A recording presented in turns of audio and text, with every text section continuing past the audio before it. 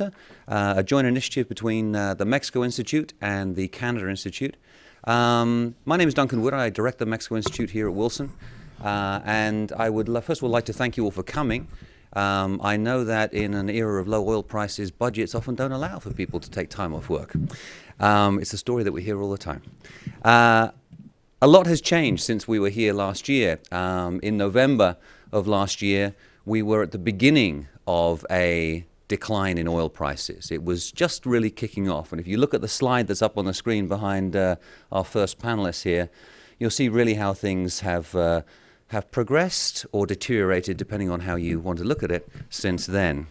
The boom was still a recent memory, and all the talk at last year's Energy Forum was about low oil prices, how long will they last, what's the impact going to be, and there was a slightly positive spin on it at the time, which was it's spurring innovation.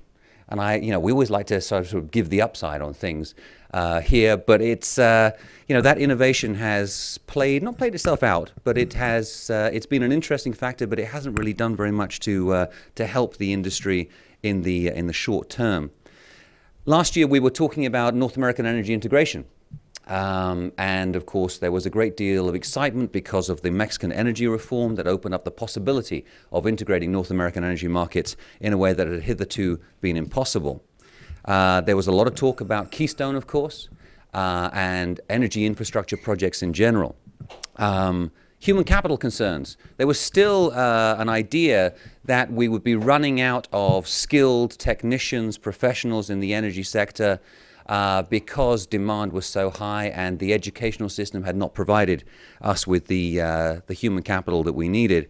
And as I said, innovation was still one of the major themes. 1 year later, well, almost a year later, we've had almost a year of low prices.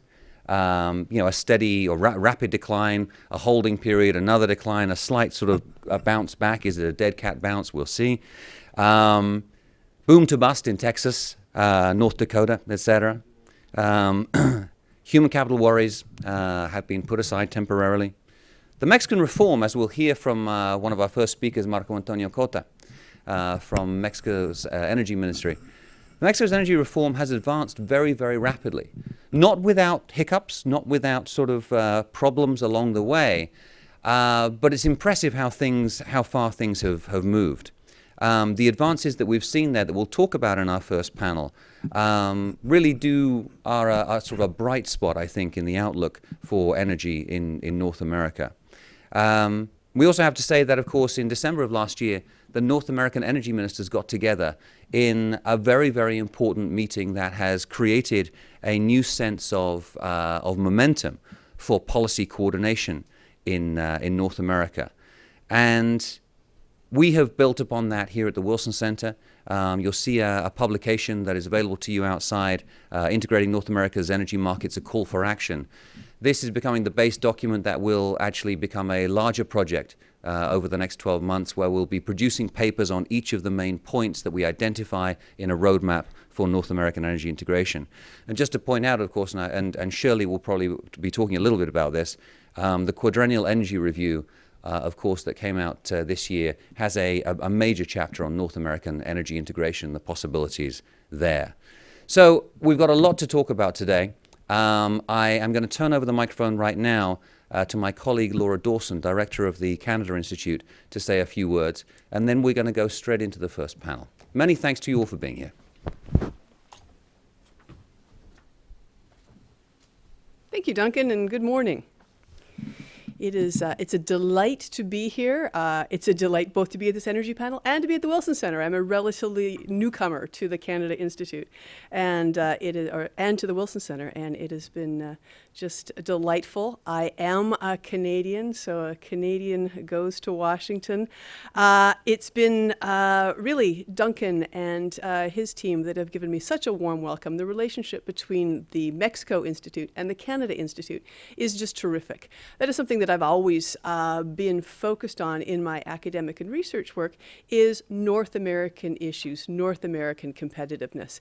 And one of the things I think we really can agree on in North American competitiveness is energy cooperation, energy self-sufficiency. You know, we argue about softwood lumber and hogs, but you can't fail to recognize the importance of our North American energy endowment in terms of our global competitiveness. That's what really puts us head and shoulders above our competitiveness. I think we sometimes miss the importance of that long-term competitive strength and instead focus on some of the short-term challenges. And certainly in the oil and gas sector recently, we've had some significant challenges.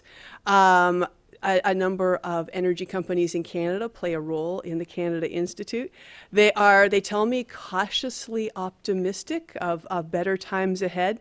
But one of them recently quoted, I think it's Keynes to me, who says that the market can stay irrational longer than you can stay solvent. So, you know, we're hanging on and we're hoping for the best, but preparing for continuing challenges. I would like to thank our sponsor for the day, the Enbridge Company. Enbridge is a great supporter of the Wilson Centre and of the Canada Institute. I was surprised to find out they're not just a pipeline company; they are also very significant in the renewable sector. So thank you, Enbridge. I'm the comic relief. Duncan's the substance. So I'm just going to run through the program briefly. This is a 2-panel event with some wonderful keynote speakers in the middle. So we'll be starting with the oil and gas panel, the outlook for oil and gas under low prices. We have the panel will be moderated by Jan Kaliski, and I think he will introduce his panelists. Because of the Canadian elections, some of my colleagues from the Government of Canada are required to be a little bit quiet. So we have some very noble substitutes speaking on behalf of Canada today. So thank you, noble substitutes. After the oil and gas panel at 10:30, we have keynote addresses by the Mexican Undersecretary of Energy for Electricity, Dr. Cesar Emiliano Hernandez, and the U.S. Special Envoy, Bureau of Energy Resources, U.S. Department of State, Amos Hochstein. So those two gentlemen will be speaking around 10:30. And our second panel will be the North American electricity futures. And I will be chairing that one. And we have a robust set of panelists. Okay, other business. We are broadcasting live. We're webcasting. Yay! So if you're if you're watching us on webcast, welcome. Hello. Thank you. We would like to say that we'll answer your questions if you tweet them in, but we won't. But you could still tweet, and you can tweet to at Mexico Institute or at Canada Institute, and the hashtag is NA Energy. So we'd love to hear from you, folks that are out beyond. We have this room. We also have another room, don't we? People are gathering. I'm not quite sure. Okay, never mind. That finishes my song and dance. I am happy to turn you over to Duncan and Jan and team for the oil and gas panel. Thank you. Thank you, Laura. Well, thank you very much, Duncan and Laura, for getting us off to such a fine start. And I'm Jan Kaliski, Public Policy Fellow here at the Center. I was sort of reflecting on where things are from the point of view of the industry and came across a lovely account of the CEO of Anadarko Petroleum, Al Walker, who confessed recently that, quote, none of us have a great sense of where oil prices are going. So for some perspective, Walker talked to his friend Jim Flores, CEO of Freeport-McMoran's oil and gas business. I asked him, Walker said, Jim, where are we going? Flores' response, baby, it's raining. It's going to rain for a long time, and we're all going to get wet. A few people are going to drown. Walker went on to say that Anadarko will certainly be one of the survivors. We're capable of handling whatever the market gives us, he said. We have a wonderful panel here that will set us straight this morning on the outlook for oil and gas under low oil prices, and when it goes down does allegedly go up, so we'll hear more about that. and certainly no topic could be more relevant and timely in a forum like this one. While so far we have not seen a major drop in production, we can look forward to hearing about the price impacts in terms of current and future projects and refocusing technologies to achieve necessary cost reductions. We'll also hear, I'm sure, about the status of major developments in all three of the North American countries, which range from new rounds of offshore contracts in Mexico to further offshore openings and a new look at crude exports in the U.S., to major infrastructure challenges and a very interesting political situation, both in Canada and specifically in Alberta. So please refer to your programs for more detailed bios, but let me briefly introduce our panelists in the order in which they will speak. First, we're delighted to have with us Marco Antonio Cota, Director General of Exploration and Extraction of Hydrocarbons at Mexico's Secretariat for Energy. To be followed by Shirley Neff, Senior Advisor at the U.S. Energy Information Administration and former economist for the Senate Energy and Natural Resources Committee. Then Sarah Ladislaw, Director and Senior Fellow at the Energy and National Security Program of the Center for Strategic and International Studies.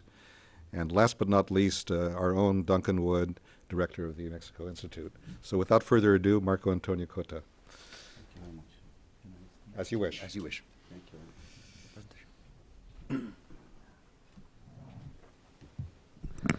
Thank you very much, Jan and Duncan, for the invitation.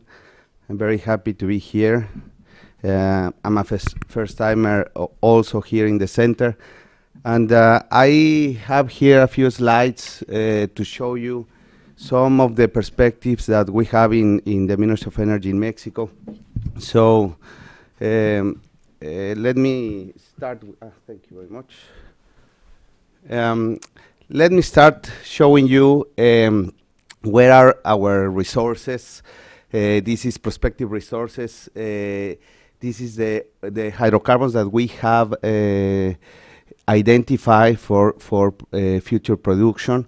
And here in these red stars, we have our main basins. All of these areas, color areas, are the different petroleum basins that we have identified, and the red stars one are the ones that we have more resources. So in the north we have Sabinas, Burro Picachos, Burgos, and Tampico Misantla.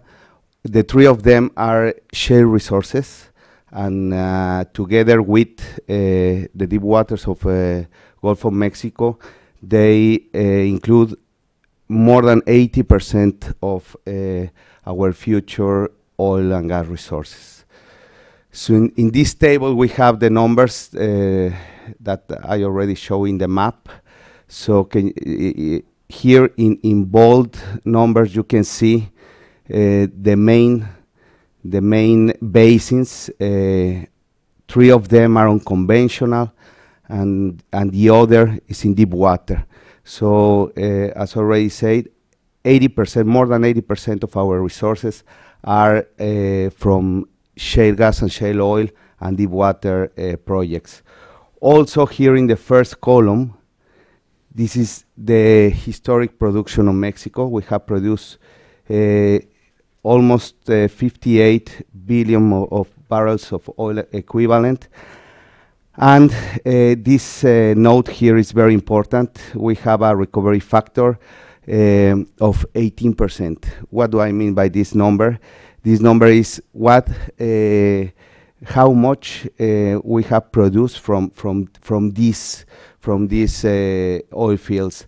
So just 18% of the resources have been produced. That means a lot of potential for secondary and tertiary or enhanced oil recovery techniques. So what is important about our future resources? The importance is that all of them are high cost producing fields. So deep water, shale, and ultra deep water, we are talking about break-even prices higher than the ones that we used to have in the past. All the production that we have in Mexico is they have break-even prices more or less between onshore Middle East and offshore shelf. This is the main projects of Mexico: Cantarell, Kumalopsap, in the shallow waters of the southeast of the country. So this puts a lot of pressure in the sense that we need to shift our model. This barrel tries to show you how has been the historic production of Mexico. We have a production cost quite low and a lot of profit or oil rent space for the government. So as you already know, Mexico government public income depends more than 1/3 from oil revenues.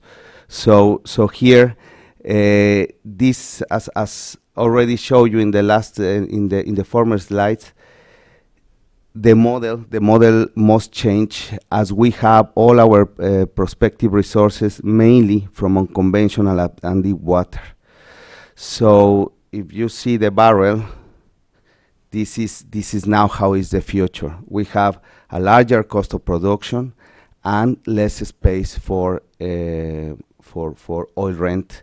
So as we are seeing in Mexico, the main opportunity for the country is to develop opportunities for technology and to capture or to impact the GDP growth through a more and more important component for Mexican oil and gas goods and service providers. So this is very important because that puts a different perspective from the energy reform.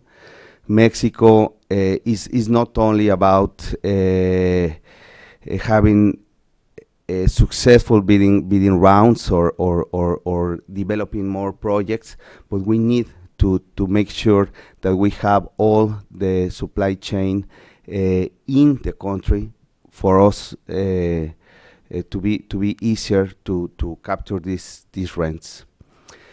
So here the next slides show how are the advances of the implementation of the reform. We are living a low prices scenario where we are not expecting that they are increasing in the very short term. So what are we doing for dealing with this issue? First, this is the first bidding round. As you may know, we just assigned 2 contracts from 14 areas. And after that and making a balance, we have some positive aspects that we need to recognize. The first is that the institutional framework is functional and reliable. That means companies, international companies, are trusting in the Mexican model. The first bidding round is a very important milestone. What do I mean? In this bidding round, this was more like an exercise for us, just to know how this works and how the market is looking at our laws, the contract, and the areas that we are selecting for the bidding rounds. There is a worldwide recognition about the transparency in the process, and the results for these 2 blocks they gave very high government takes for Mexico. So what are the opportunities that we have identified? The first is the area selection. We have received a lot of feedback from the industry, and they told us that maybe some of the areas were not as prospective as we thought. The contract design, we have a lot of clauses that they have been reviewed according to this feedback from the industry, and the bidding process. A lot of mechanisms that we put in place that they result in not very convenient results. So after this first bidding round, we have received a lot of feedback from the industry, and we are putting this feedback in action. For instance, here in this slide, I am showing a mechanism that we put in place for nominating areas. So here, from these areas, where you go from the more clear areas to the darker areas, this is where the companies are pointing out where are the more interesting areas for them.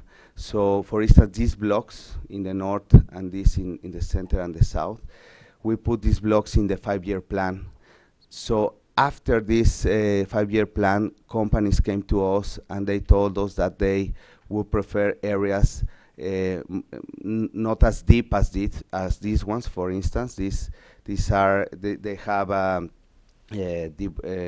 depth, a water depth of more than 3 kilometers. So this is in the frontier of technology. So we are taking into account the concerns of the industry for designing our area. So we are expecting this is going to be the fourth invitation to bid. So we are expecting for considering these nominating areas for changing our 5-year plan and put larger areas without or considering some changes that they have been expressed by the industry, and we think they are necessary for more successful bidding process. Another mechanism that we have put in place is the mechanism of making surveys with the industry, and we have received this feedback. For instance, materiality is the most important variable followed by hydrocarbons volume. Prices are the third more important. So what does that mean for us?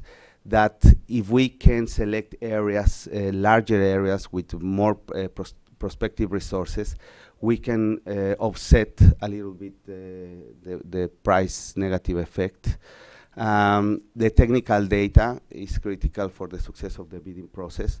A lot of companies told us that for the first invitation to bid, the data was a little bit obsolete.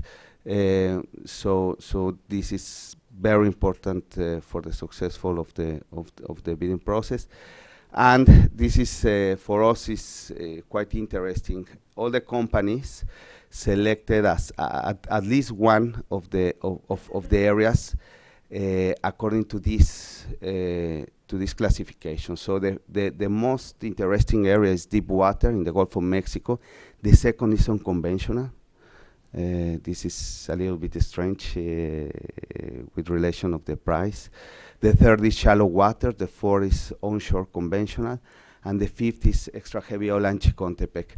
This place for extra heavy oil and Chicontepec could be that they are like more specialized areas and projects, so less companies are nominating or expressing interest in these areas.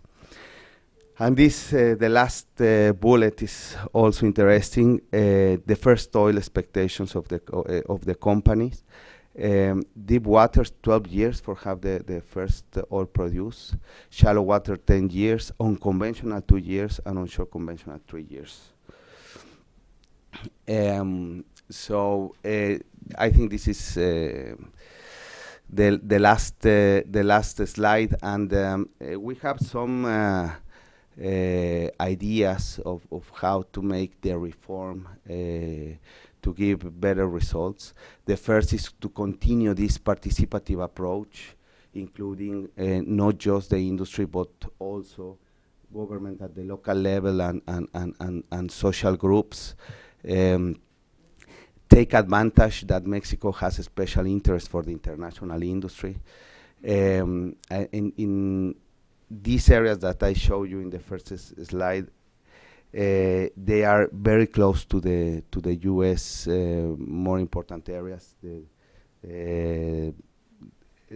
Eagle Ford in onshore and the Gulf of Mexico for offshore. They are like this a natural continuity of the geological place. Here, these two basins or these two areas are practically non-developed, so we have a lot of potential in there. We need to improve our design of the areas for the bidding process, as I already said, for offsetting this low price effect. And in the case of unconventional resources, we need to take into account very seriously the timing when we are putting this for bidding. And here, just to end, this is our 5-year plan. It includes 914 areas. For the first invitation to bid, we just include 14 of these 914 areas. So we have a lot of potential in there. We need to work a little bit more in make better areas more attractive and include as well more convenient contract clauses and conditions for the industry. For the first invitation to bid, we start with a position. I can say that it was not very industry friendly. So we are now taking this into account, and we expect to have better bidding results. So I think this is it. Thank you very much. Thank you. Thank you very much, Marco. That raises a number of very interesting questions, which we'll get to after hearing from the other panelists. Thank you. So next we will hear from Shirley Neff.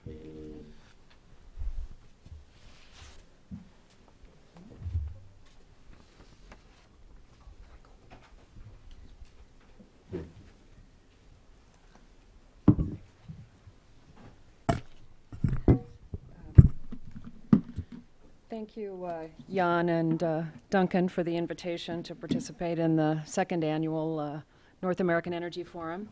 I was here last November, and so I spent some time looking back on my presentation then and how things have changed. I'm going to skip through a number of slides here. For those of you that don't know, EIA is an independent statistical and analytical agency in the Department of Energy. It is totally independent of policymakers, and no one in the government can tell EIA what to publish, just so that's clear. I think most people know that, but I'm going to skip the text slide and just jump right into the graphic. This is from EIA's most recent short-term energy outlook. And the outlook for crude oil prices, as you can see, is highly uncertain. One positive note, both WTI and Brent closed up yesterday. Over 5%. In fact, Brent was up to 49.35. Recently, however, there's been a lot of volatility in Brent, well, and in crude oil prices. And EIA has done we do this now with the price forecast, looking at the uncertainty based on how the market is looking at the future prices. And you can see that the range from $32 a barrel to 73 is a pretty wide uncertainty band here for prices, for crude prices.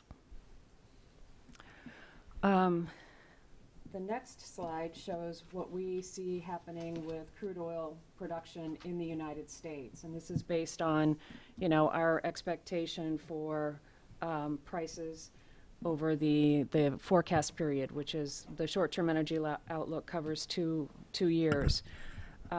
So far this year, we've seen a decline, just in the last month, of 140,000 barrels a day between July and August. We're projecting U.S. production to be at about 9.2 million barrels a day in 2015, then declining to about 8.8. We expect that, over time, that will level out in late 2016, and we'll start to see production increases again. The situation with natural gas is similar, although the Henry Hub natural gas spot price closed down yesterday. Unlike oil prices, it was at $2.69, a decrease from the July price, certainly. And we lowered the price outlook for natural gas in this most recent short-term energy outlook that was released last week, I mean. So we're expecting that the natural gas price will be averaging under $3 a barrel through November, and then still staying under $4, not a barrel, a million BTUs. I can't believe I said that. And under $4 through 2016. And I'll talk more about that. There are some real opportunities there because of these low natural gas prices in North America. Increases in drilling efficiency have supported ongoing growth in production. We expect marketed production will increase over 5%, almost 6% yet in 2015, and will increase a little bit lower, at about 2% in 2016. Now, most of this production growth is in the lower 48 states. This offsets some natural gas declines in the Gulf of Mexico. And again, it's because of increases in drilling efficiency, productivity, and lower costs. They support growing production in spite of the relatively low natural gas prices. Now, most of this we expect to come from the Marcellus Shale, which is in the northeastern part of the United States, centered around Pennsylvania, but West Virginia, that area. There are a large backlog of uncompleted wells that we expect to come into production, and that will deliver Marcellus gas into the Northeast, perhaps farther into the Northeast with some proposed pipeline projects. Also with, I'll move on to my next slide, to talk about the regional trade. This growth in natural gas in the United States, especially in the Northeast, is having some major implications for North America. This is a busy slide. I'm sorry, I should have cut this back to just the reference case.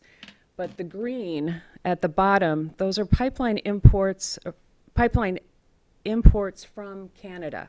And you can see that to the left side there before, say, I don't know what that is, about 2013, we had significant natural gas imports from Canada. Those are declining rather significantly, and especially in the Northeast. The brown shows pipeline exports to Canada. There's a lot of trade in natural gas across the border, imports, from Canada, re-exports, and just exports from the U.S. to Canada. The brown, or the red actually, is exports to Mexico. And you can see that under our reference case here on the left, we see significant growth in pipeline exports to Mexico. And in the high oil and gas resource case, we see an even greater volume of pipeline exports to Mexico. And in fact, exports of natural gas to Mexico have been growing dramatically in recent months. And the importance of this is the price point for natural gas. It's valuable to refiners in the U.S. It's valuable to power generators. This has been a big issue for Mexico in the reform, was to get more natural gas to reduce power costs. So I'm sure the next panel will talk about that. But it has had some other consequences on the other side. This is a map you've probably seen that shows a lot of natural gas pipeline reversals. With this huge development of natural gas in the Northeast, a lot of pipelines that had been built to move gas from the Gulf and other areas up into the Northeast are now being reversed. The most significant one, though, from my perspective, is the line that with the arrow pointing north. That dark blue pipeline is the Iroquois pipeline. And when I came to Washington in 1990, that was probably the most controversial energy project around. There was expanded production or capacity on TransCanada, and then this pipeline was built to move natural gas from Canada down into the Northeast. That pipeline has now been reversed, and that has significant implications for the gas industry and for Eastern Canada. This is a graphic that one of our Canadian colleagues from the NEB presented at the EIA conference a few months ago, and it shows you how dramatically that change has been. The period up to about January of 2010, five years ago, we were importing about 1 BCF a day of natural gas into New York from eastern pipelines in Eastern Canada. That has been a total reversal to the point that earlier this year it's almost exactly the opposite. So that has a number of implications for the pipeline system in Eastern Canada. NEB is right now the National Energy Board is dealing with a number of applications for pipeline projects, pipeline reversals, and LNG projects, as is the United States. There are a number of applications for natural gas exports to Canada for re-export as LNG out of Eastern Canada. And finally, the exports to Mexico. As I mentioned, they've been growing dramatically. This is a forecast from Bentech, and they see exports from the U.S. to Mexico doubling within a relatively short period of time. And I think from the data that I've seen, we're very much on that track. Finally, just a few comments on crude oil and refined products. The U.S. currently exports about 500,000 barrels a day of petroleum products to Mexico. This is not a surprise. It's been going on for years. Pemex has made investments in U.S. refineries to process heavier crude. But as the need for refined products and especially cleaner products in Mexico has increased, the U.S. has been exporting even more gasoline, distillate, and other products. And most recently, I'm going to end with just a quick discussion of the crude oil situation. Pemex filed an application. I think everyone here knows that exports of crude oil are very limited from the United States. Exports are allowed to Canada, and there are some other circumstances of different types of crude, and then the Department of Commerce issued some rulings that allow very light crudes, condensates, to be exported.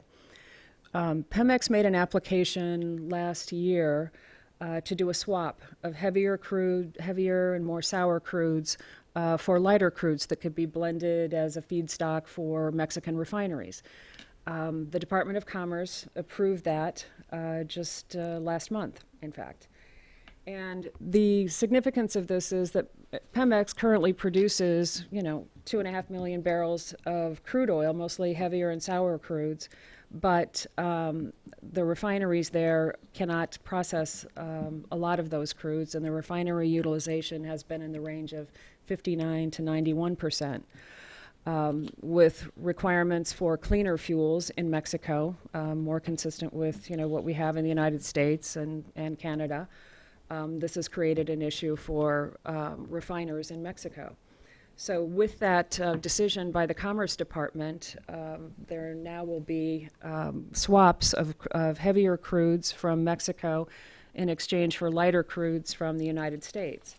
And I'm just going to end with this one graphic that shows you, I hope you can see this. I thought it would come off a little better.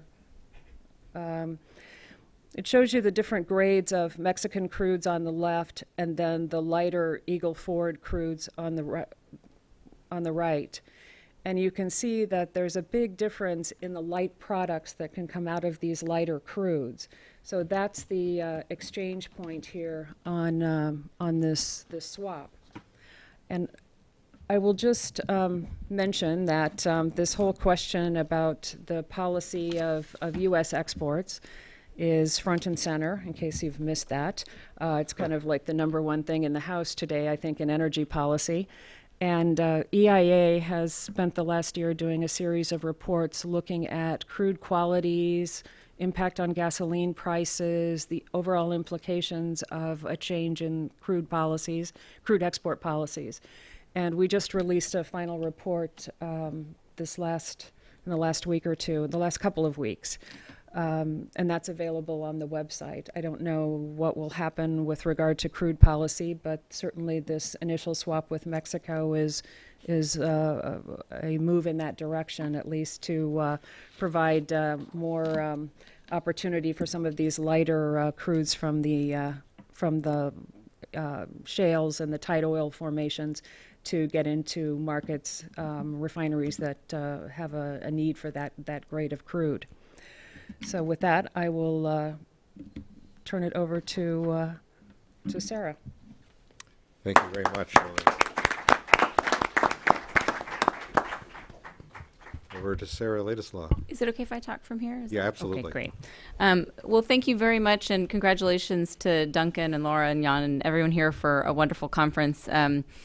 We, too, have been focusing a lot on what's happening in the North American energy sector, especially with oil and gas. And it's really a privilege to be here today with Marco and Shirley and Duncan to talk about what's happening in terms of the North American context for both oil and gas, but also the great electric power panel that's coming next. I'm here because we did a study that, unlike Shirley, we can talk about policy all we want and do quite often. We did a study, I'll show it up, this is my only shameless plug, called Delivering the Goods in February of 2015. And I just wanted to talk a little bit. I thought the best way to get at some of the changes that are happening in the North American energy marketplace and some of the policy imperatives that we see coming from that is to just sort of outline why we did the study and what we think might have changed as a result of the low oil price environment. And much like the wonderful work of Duncan's call to action for North America and the Quadrennial Energy Review, we very much look out at the market and see a point in time where North America fundamentally has shifted into a new place. Part of it being the sort of economic growth rates and energy demand rates in sort of Canada and the United States, but quite frankly, because of the surprise in oil and gas production that we saw in the advent of unconventionals. But in addition, the remarkable and truly noteworthy reforms going on in Mexico, and looking out over several decade period of time, the ability for that to just fundamentally change the way the North American energy landscape was shaped. And so we had spent, like everybody else, watching energy markets the last several years, just sort of asking the question of how high, how long, right? How high could the production go, and how long would it last, and what would the implications be?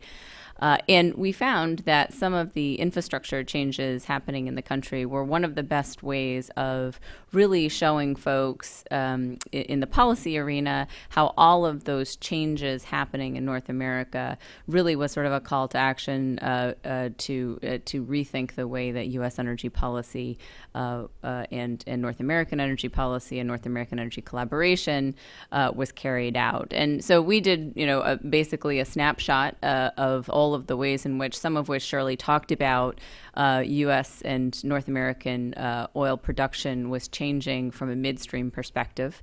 And it really is encapsulated in three basic concepts. One is volume. The second is the direction and the location of trade flows. And then the third is the quality, right? And analyzing those three factors, and as they were sort of changing in terms of production, both in the United States and then the future of offshore production, but also Canadian Canadian oil sands production was really what we tried to sort of portray as a snapshot. And what you had seen was sort of, we called it chasing the glut, right? First, we had sort of a glut in Cushing, Oklahoma, and we had infrastructure changes that were trying to alleviate some of those problems. And then you saw sort of a glut, a coming glut sort of in the Gulf Coast region, where we had to figure out, the questions about what we were going to do to effectively and efficiently move resources in and around that region. And in some ways, I think that the low oil price environment that we're seeing today has, trying to put a little bit of a silver lining on it, has taken some of the pressure off some of these saturation points and glut points that we were finding, which was really to try and allow infrastructure to catch up to the production changes that we were seeing and all of the issues that they brought about. I will say, we in the oil and gas world have very short memories, right? So on the way over here in the cab, I too was looking at energy headlines and Goldman Sachs, good old Goldman Sachs. Not only have they seen $20 oil, but they said they've seen low oil prices for the next 15 years. Right, so that's great. We're just I'll write that person's name down and go visit them in the next 15 years. I think the real point is when you're thinking about the nature of the changes of the infrastructure, both the reversal of infrastructure pipeline, rail infrastructure, all of the things that we were seeing a build out in infrastructure over the last several years, and what the impact of the low oil price environment is on that is, as one of my good colleagues, Frank Brastro at CSIS always says, this is a business of leads and lags, right? And so what you're seeing in the market right now is the continuation of the build out of those infrastructure projects that, the upstream always moves before the midstream and the midstream always moves before the downstream. And so we're still seeing in the market the realization of infrastructure projects that were built at a time when we were forecasting much, much higher oil production in the U.S. and certainly to accommodate some of the shifting trade flows that Shirley pointed out in her presentation between the United States and Mexico and the United States and Canada. And I think it's really important to remember that those types of investments shape markets, right? And so it wasn't until we got several years into the U.S. Hydrocarbon revolution that we decided we needed to figure out ways to reverse pipelines and to find new ways of getting things to market. And so these kinds of infrastructure changes really do help show us what the market will look like several years out. So what does that mean from a policymaker's perspective? Well, we basically highlighted 5 areas that we thought policymakers really needed to first be humble about what's knowable and unknowable about the shape of oil market developments in North America, and decide how you want to be accommodative to the both to those unknowns, but to allow the market to be as flexible and resilient as it possibly can be, while also delivering on your security and environmental and economic imperatives. And so we just highlighted 5, and we think that on the good news side, again, there has been progress on each of the 5.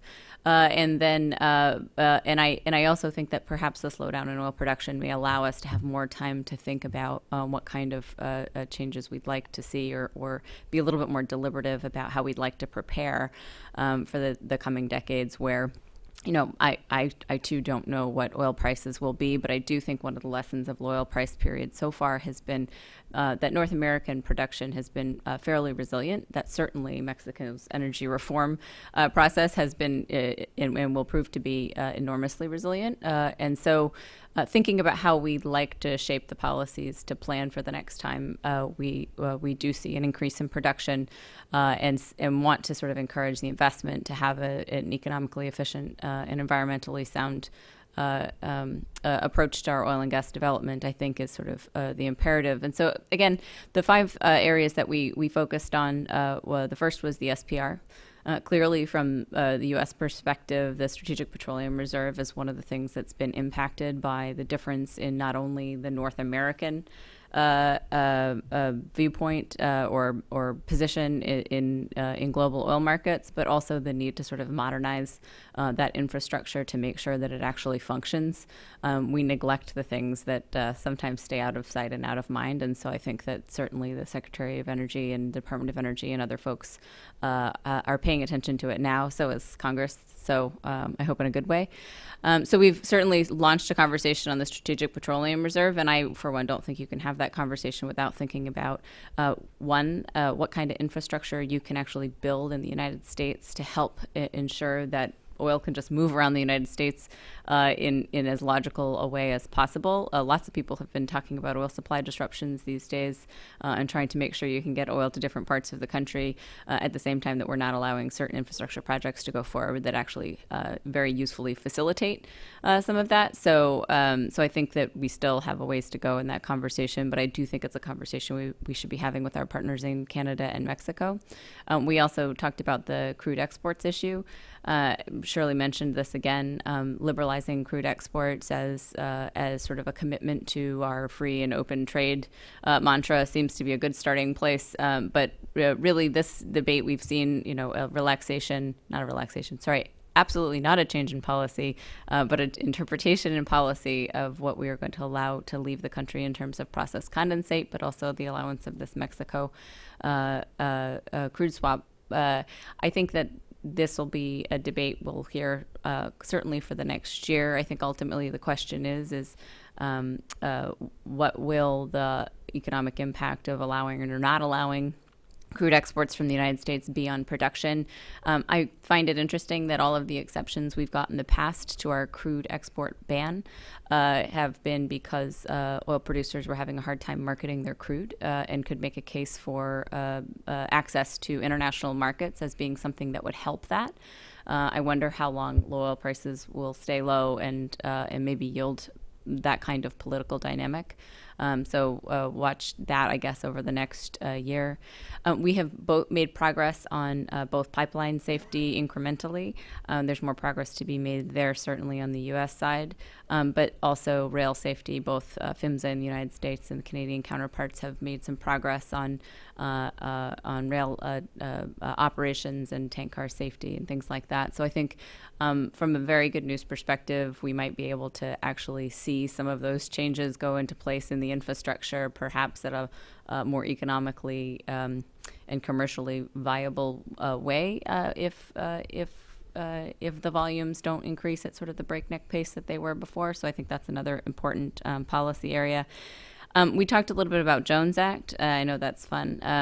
But again, it was just one of these questions of if you have oil moving around the country in different ways than they were before, would you like to revisit the economic efficiency of doing that under the Jones Act with the provisions and the increased cost that raises? And so we spent some time talking about Jones Act, though we don't actually think anything will change on that front. There's been a lot more talk about it, but no clear political signals that anything would change.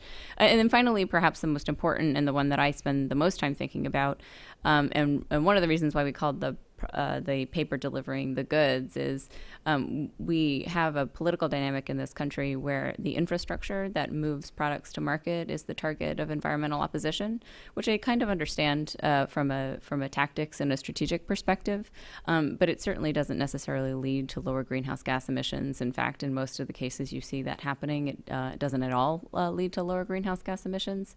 It just leads to sort of distortions in the market, which is fine, but it does seem like a longer term, more durable approach to thinking about how North America would like to be best in class in terms of all of the environmental impacts of its midstream infrastructure, but also upstream and downstream, and maybe have a coordinated approach on climate change might help to clear the decks a little bit for the clarity of the investment environment when and if we do start to see a lot more investment in the oil and gas sector. So I'm going to stop there.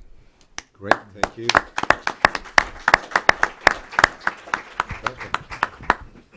Thank you, Jan. I'd just like to make a few comments to sort of complement what Marco Antonio said earlier on. And first of all, let me say it's extraordinary how the conversation about Mexico has evolved. And it's extraordinary how the governments conversation. Their part of the dialogue has evolved as well. As you mentioned in your presentation, Marco Antonio, the terms that were presented in December of last year were not particularly industry friendly.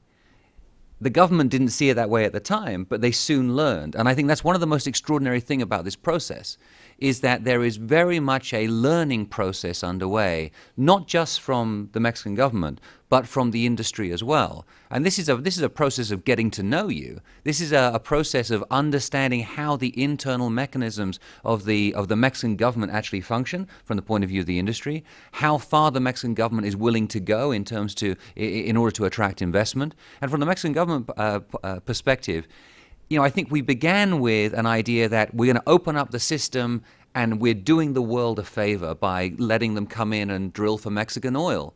And it's very quickly turned into a conversation about, there's quite a lot of oil in the world and there's limited capital. So if we're going to invest our capital, we want to do it in a place where we can actually maximize profits, maximize returns on our investment, because that's how the industry actually works. And I think it's extraordinary how quickly the Mexican government is actually picking up on this. I mean, a lot of people complain along the way, and I've been one of them, is like, well, why don't they get it just yet? Well, the fact is that actually, if you look at it in historical terms, if you look at it in comparative terms around the world, Mexico has gone through not just the extraordinary revolution of the constitutional reform and the secondary legislation, but since December of last year has advanced in terms of light years in the way that they actually understand the industry. And so the kind of language that you use today, Marco Antonio, is extraordinary when you compare it with the language that was used a year ago. I was at a conference recently, and there was a Mexican regulator there, and the Mexican regulator was talking about all the things that the industry cannot do. And then a Colombian regulator got up after him, and the Colombian regulator said, "Tell us what we can do to help you drill." And there was an extraordinary contrast between the two. And then today you came here and you said, what we've done is we've conducted surveys to find out not only what the industry wants from the contracts, from the terms, from the legal environment, but also what they're interested in terms of the reserves in the country. That's exactly the right way to go about this. And so I have to say I applaud that. But it would be remiss of me just to say that Mexico's wonderful here. So I'm going to say a couple of things which have been problematical along the way. And I think one of them is the fact that within the Mexican government, we do see a conflict, or at least conflicting perspectives on the oil industry. CENER is doing pretty much everything it can to understand the industry, to try to make adjustments, and to do that as quickly as possible. The finance ministry, Hacienda, has a very different perspective on this. And I think part of it comes down to the personalities involved, and part of it comes down to the ideology that prevails within the finance ministry, and part of it comes down to the fact that, of course, they're trying to maximize revenue. And there's a conversation going on right now between the Mexican finance ministry and the oil industry, which is to say the Mexican finance ministry says we would like to maximize our take from every oil contract. And so we'd love to get 75% of the profits of every oil contract. And the industry comes back and says, well, you can get 75% of zero, or you could get 40, 50% of, 5 blocks, 6 blocks. Which would you prefer? And that's really sort of where we are right now. What we've seen as a comeback from the finance ministry is to say this first auction, where only 2 blocks out of 14 were actually allocated, which was a huge disappointment for many people, but not a big surprise when you actually if you were talking to the industry beforehand. The response from the finance ministry was fascinating. The official response was this: the fact that we only allocated 2 blocks proves that we didn't sell them too cheaply. In fact, what we did was we defended the national patrimony. We defended Mexico's national oil reserves. And of course, we can put these out for auction later on. Perhaps when oil prices are higher, perhaps when there is more capital out there, perhaps when the industry has understood exactly how fabulous this is. And the response from CENER was very different. The response from CENER was, look, I think that we're in the middle of a learning process. The response from the Hydrocarbons Commission was, it's not what we wanted, but it's a solid start, or a firm footing, I think was the actual term that was used. And understanding how these internal dynamics within the Mexican government actually function is crucial to actually understanding how fast this process is going to move ahead and how successful it's going to be. Another little side point that I want to make is that it's not just the government in Mexico that is involved in the process. Look at the way that the private sector is involved as well. Mexican firms. And I'll give you one example of an injunction that's been placed by a Mexican firm, a mining firm, against the implementation of the energy reform, saying that any shale exploration by private firms in certain areas of the country where they have mining concessions would violate their right to extract coal bed methane out of their mines. Now, I've spoken to lots of experts about this, legal and technical, and everybody says there is absolutely no legal, nor is there any scientific justification for this injunction. But the firm managed to find a Mexican federal judge who would support it, place the injunction, and now that whole process of the unconventional reserves in many parts of the country is actually stalled until the injunction is either dropped or is lifted or resolved in some way. And it's going to take probably 18 months to do that. This comes at a time when the Mexican government has been trying to migrate certain services contracts from Pemex to actual licenses so that private companies can actually begin sort of drilling for resources in Mexico. And slowing down the process in this way, whilst it's not a long-term disaster, it's going to put off a lot of companies, at least in the short term. So I think what we're seeing at the moment is that we should not expect any major flood of new oil from Mexico coming onto the markets anytime soon. I think, in fact, we may even be seeing the opposite of that, which is that Pemex decline continues. And the decline from Pemex, we all know about the extraordinary decline from 2003, 2004 to today. But what I think is really surprising is the decline that we've seen over the past couple of years, or at least the past 12 months, is that we're now down below 2.3 million barrels a day. And 2.5 million barrels a day was always held out there as being sort of, that's the line in the sand. We can't go below that. And now people are talking about Pemex production actually dropping down below 2 million barrels a day. I heard somebody the other day actually even talk about the 1.6 million barrels a day of refining capacity and saying, well, maybe that's where we'll end up.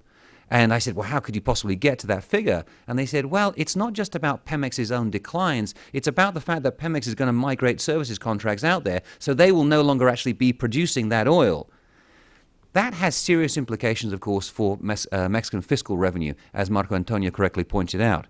And in a period of low oil prices and declining production, and with the fact that new oil isn't going to come on for, I mean, your figures said sort of 5 years or 10 years. Yeah, I think that's probably about right.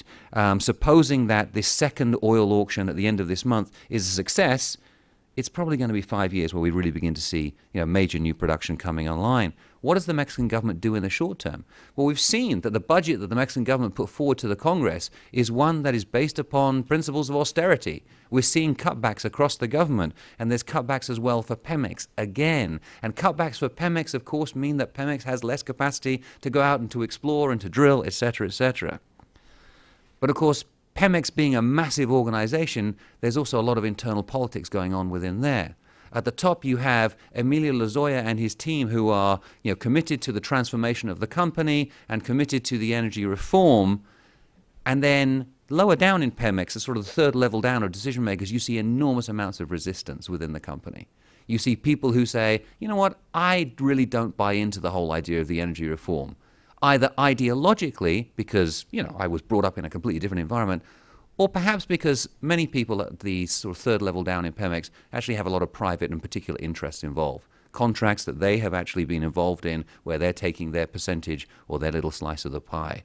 And that's something which we still don't know the extent of in Pemex. And it's one of the things that I think is going to be a major issue in the coming years when we talk about rule of law, corruption, transparency within the company. And then again, you see there how even at the top of the company, Lozoya and his team have to defend the company's interests. It's not just about, well, let's open up the entire market and give everything away to the private sector. There's very much a conversation about, well, how much of our assets and our resources do we need to defend so that the company itself is a success, so the company itself can make money.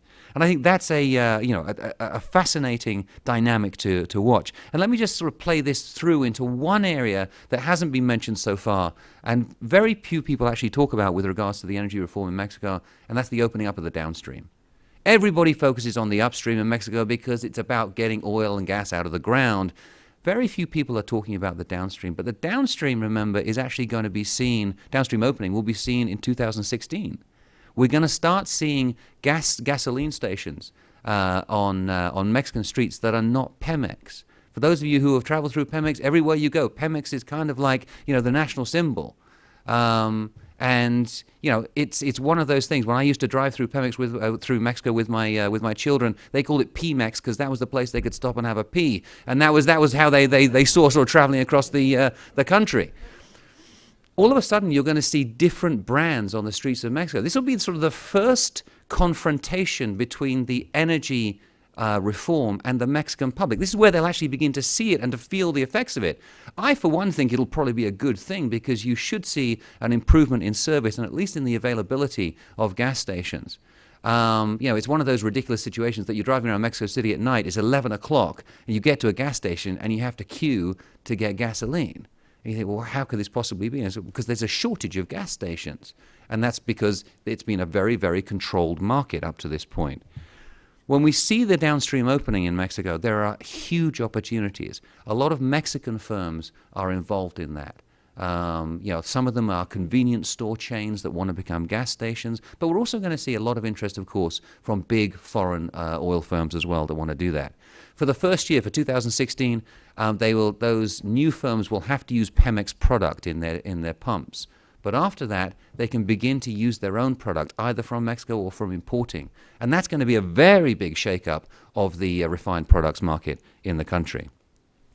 But we come to this and we see there's resistance to that process within Pemex, there's resistance within the private sector in Mexico, and there's resistance as well from certain social groups. And we run into the last problem that I wanted to talk about, which is that there's a bandwidth problem.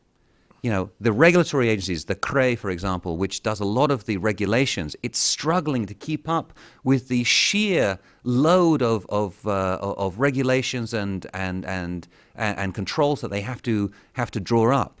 There's limited human resources there, and this is another factor that suggests that we shouldn't expect things to actually move ahead too quickly in the future, just because you can only do so much. You see it across the Mexican government right now, the huge reform agenda beyond energy. Some elements of it have been successful, others have been left by the wayside because you can't simply do everything. And I think with the downstream, you're seeing this in particular, that the CRE is struggling to keep up. They recently issued new regulations, but that's going to be an ongoing process. So it's very much, I think, with Mexico, is a case of great job so far, and hopefully it continues. But we shouldn't expect everything to be delivered on a silver plate to us immediately, because these things actually take time. Thank you. Well, thank you very much, Duncan, and thank you all for an excellent set of presentations. Let me just ask a couple of questions. Marco Antonio, you may want to give some response to what Duncan has said, but in particular, you're talking about the learning curve. Of course, there are two parts to the learning curve. There's the Mexican part that you talked about, but this is the learning curve of the international companies as they interact with Mexico. And here they are operating in a more constrained environment given the low oil prices, and therefore the appetite for moving ahead in future bid rounds may be impacted by these prices. And I was very struck by your point that the greatest interest expressed was in the deep water and the unconventionals, which actually are, one would argue, more sensitive to the price impacts than the other categories that you have. So could you tell us a little bit about your perception of the learning curve, not only from the Mexican side, but from the side of the international players as they talk to you about their participation in future rounds? Yes, of course. Thank you very much. Yes, we imagine in Mexico that everybody outside the country is looking at us like as you said, Duncan, how they didn't get it right yet.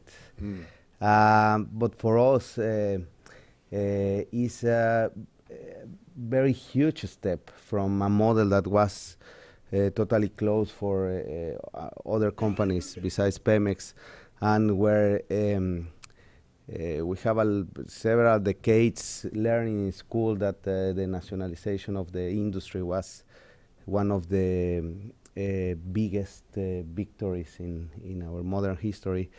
And in that sense, I think that for us we are moving at a speed very different of the speed that everybody's looking outside the country. So the learning curve, I think, is from the government perspective, we think that is difficult for us to deliver results in this short time period that we have, and that's the reason why we are looking at the industry outside and incorporating their recommendations and concerns through a model of a participative approach. The industry, on the other side, we have very different kind of opinions. There are a lot of companies that they have a sole interest of coming to Mexico just because they think it is strategic, just to be next to U.S. and in North America, and we have a lot of companies that they are just looking to increase their economic value of their portfolios, and in this sense, I think that companies are looking for much more long-term perspective.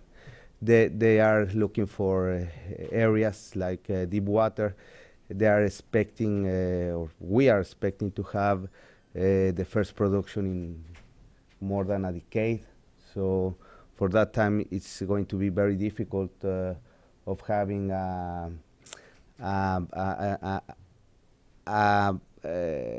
correct estimation of the oil. I mean, of the oil price is going to be quite difficult, and companies are the main companies that are interested in these areas are the super major companies, that they have more financial strength than smaller companies. The one that we really didn't expect to have in the one area that we didn't expect to have this interest for the companies is the one of shale.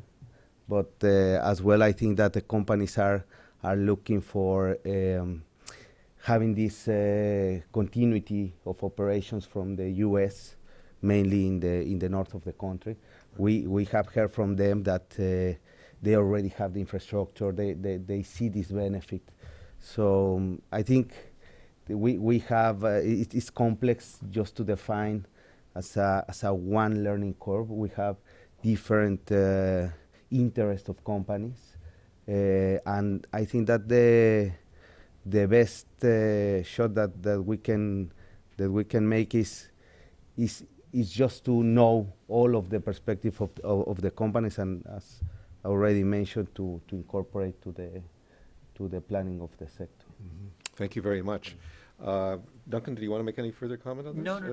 Let me just one more question, then I'd invite the audience very much to participate in this. We are looking at the prospect of a greater amount of cooperation in North America, Mexico, U.S., Canada.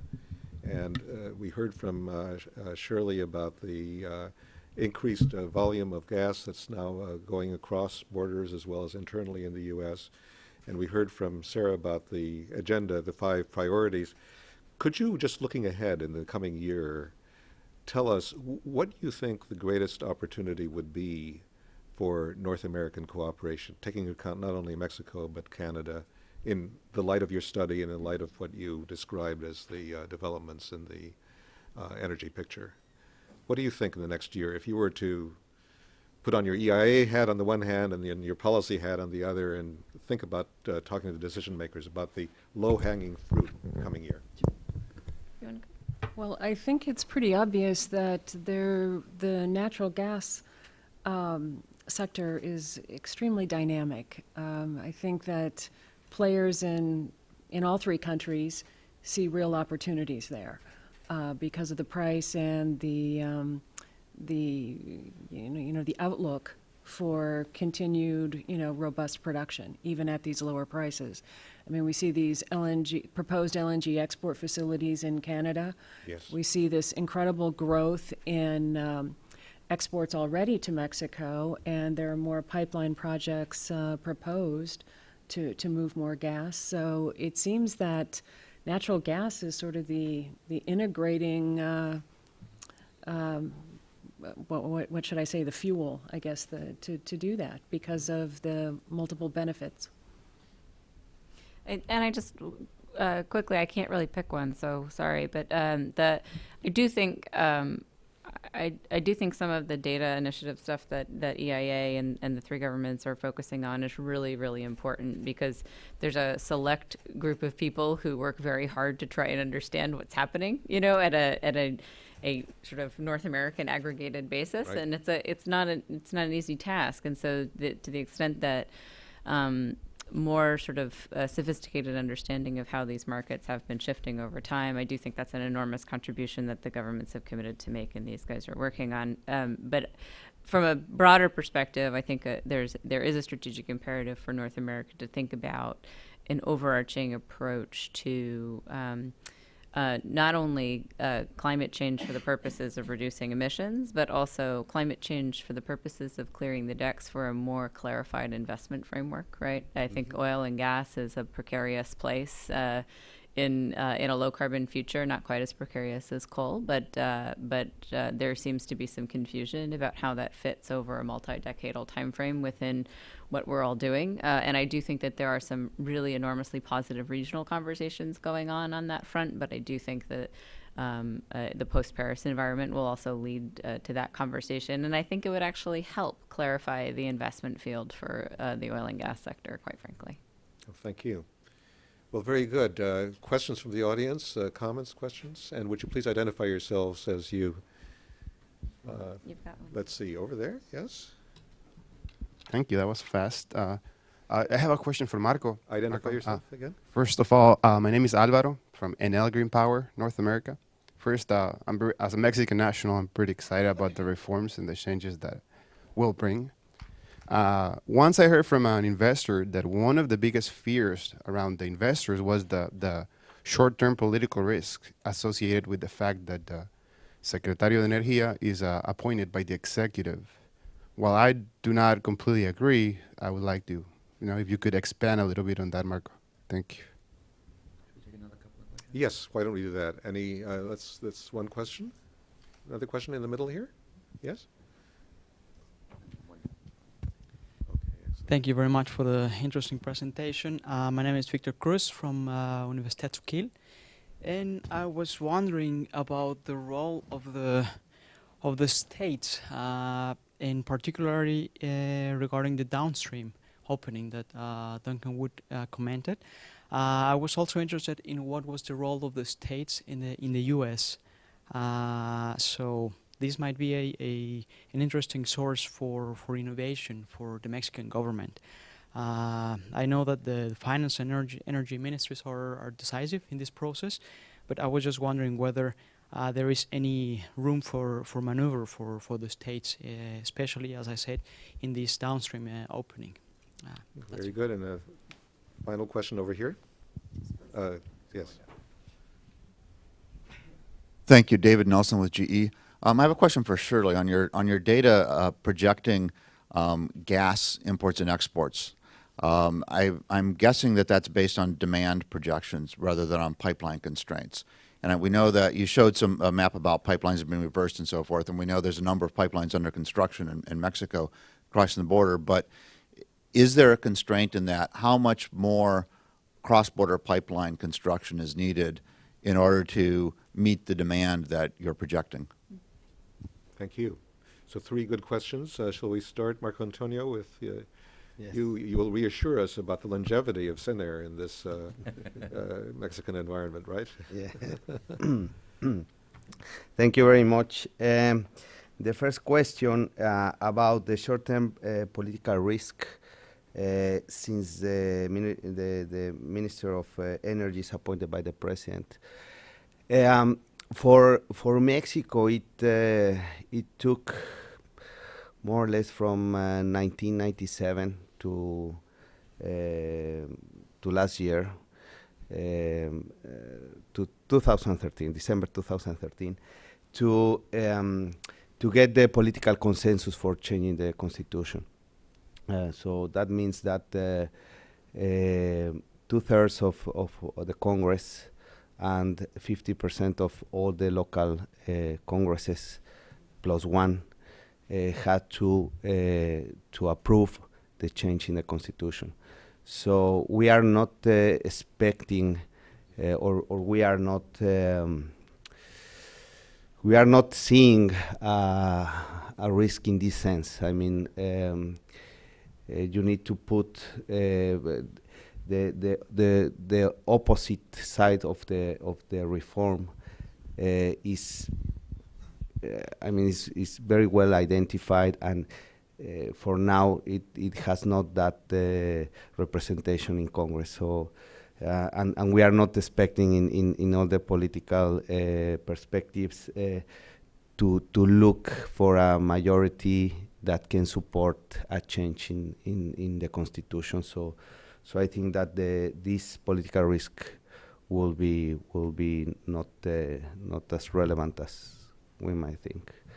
For the second question, I'm not sure that I didn't get it, but is for the states was the opportunity or for the states you said about the downstream opening? You mean the states, the local governments, or the United States? Okay. Yeah. The downstream opening was more. It is more wide, flexible than the upstream one.